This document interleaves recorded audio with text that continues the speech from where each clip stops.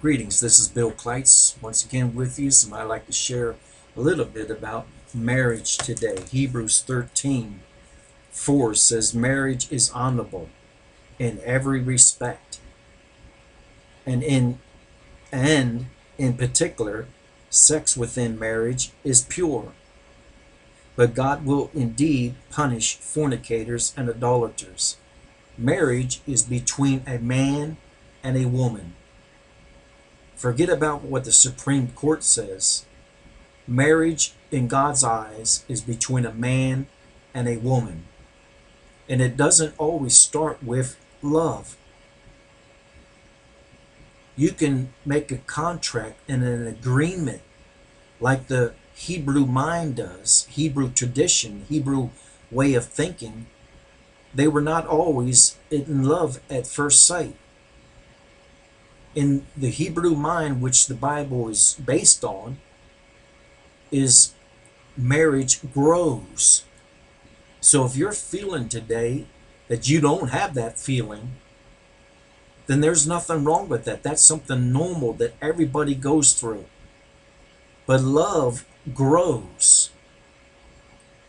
Too many people, because of their feelings and watching Hollywood marriages and Hollywood scenes, they bring that into their family instead of really looking to the Word of God to straighten out their feelings. Because love is not always feelings.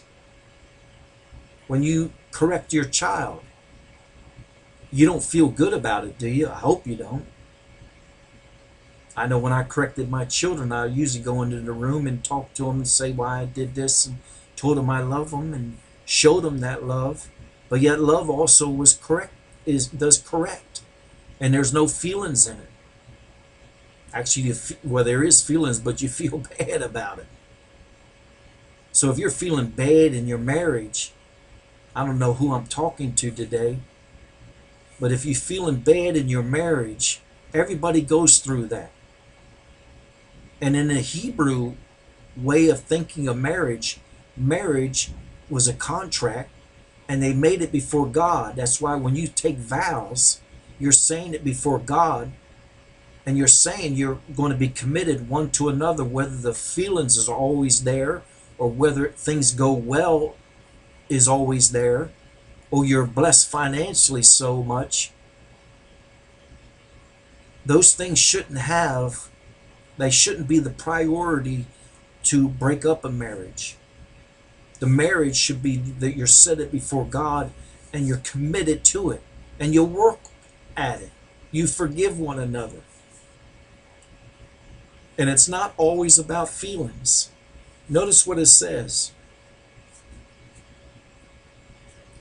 Marriage is honorable in every respect. God looks at marriage between a man and a woman as an honorable thing. Too many people, even sometimes in the church, have made like sex was dirty. I've read where some of these bishops and Catholic people, and even during the Reformation, they had a dirty mind about sex, as if it was dirty, or it was just for procreation.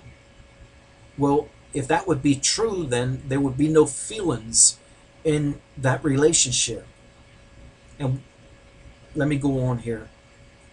And in particular, sex within marriage is pure. So there's nothing dirty about it. And as far as sex is concerned, it's something that you and your spouse, woman or man, agree on that it's okay. But if it hurts or abuses or defiles, then that is not good. Or you go against that person's will because they might have a moral issue about something. Marriage or sex, within marriage is pure in God's eyes. It's only we that pervert it, like the Supreme Court did as far as man and a woman being married. That is not honorable before God, no matter what anybody says. All through the Bible, there's so many ideas about marriage between a man and a woman, not between two same kind. But it goes on here, it says, but God, excuse me, but God will indeed punish fornicators and idolaters. Well, let's emphasize, what is a fornicator?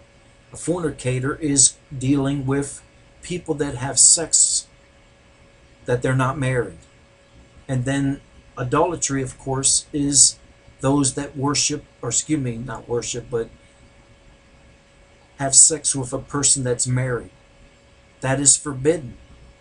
But yet we see on TV constantly bombarding, and we allow it into our homes. Too many people are. And when they don't see their marriage like that one on TV, they get disappointed, they get discouraged, they wonder if their spouse loves them. And all that is on TV is made up. Those people ain't even married. So we need to work on our own marriages and see it as God sees it. And not let the world or the Supreme Court or anybody else tell us what marriage is all about. Marriage is something that when you consummate it, you are coming in agreement, you're coming in emotional agreement as well. You're sealing the deal, if you will, so to speak, but it's something spiritual where you connect one with another. So sex within marriage is very important, and to satisfy each other is very important. I believe this is where a lot of people are going wrong. They think, especially for a man, he gets on and off and that's it, and there's no pleasure for the woman. That's where it's wrong. And we need to learn what satisfies one another, as long as it's not defiling or hurting or going against that person's will, but you're in agreement to enjoy. But outside of marriage, that's where Jesus and God is saying here, fornicators and idolaters, God will judge. See, God will judge them. We don't have to do anything. God will judge them unless they do something wrong within the church.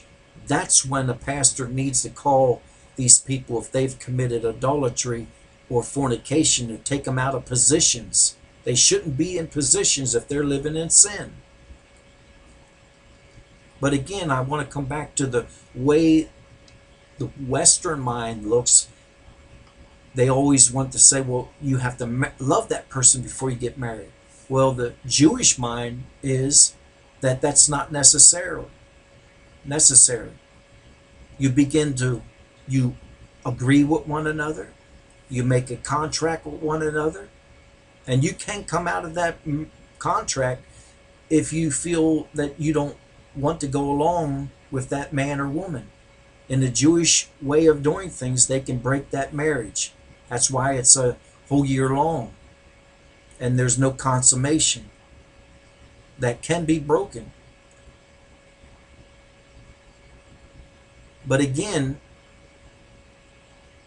in their minds, it's not all about having all those feelings of love at first. It's something that you grow into. And I believe that's where some of us, we as Westerns, really are missing it, because we're going on feelings too much instead of going on the agreement, the compatibility, and that it could grow. See, there's potential. Every person that gets married, you're really doing it in faith, because you don't know everything about each other. So it is by faith, but yet it's something that it grows, or it should be. That's the beautiful thing about marriage. You learn about one another. It's sad to say sometimes the wife and the husband, especially with the wife, she allows the children to take more of the time away from the husband. That's where it got to be a balance. You got to work things out together, and to let that, nothing to hinder you from growing together.